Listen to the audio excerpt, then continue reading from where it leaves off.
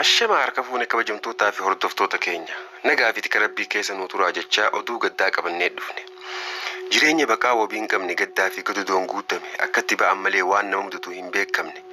Ijji gurri maatii iyyaafannoo hafuu sagalee alatti caqasu arrabaru dhuftaa waa'ee kee dhaggeeffatu miila deemu waa'ee kee gaafatu nama waan kee dubbatu dhaban meeqaatami kan achi buutee dhaban manni haala kaa'u.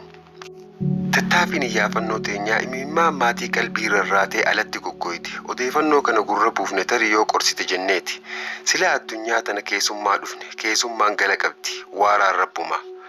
Mucaan daa'imnii argitan kun dhalataa lammii Itoophiyaa kan ta'e eenyummaan isaa kan hin beekamne dhukkubsatee sa'aadaa mana yaalatti osoo wallaanamaa jiru gara sanatti rifar godhanii gara hospitaala guddatti osoo sa'aadaa irraa gara sanaa dhufaa jiru konkolaataa irratti lubbuun isaa dabarte guyyaa 23 baatii lammaffaa bara 2025 yeroo ammaa reeffisaa hospitaala Kuweet jira.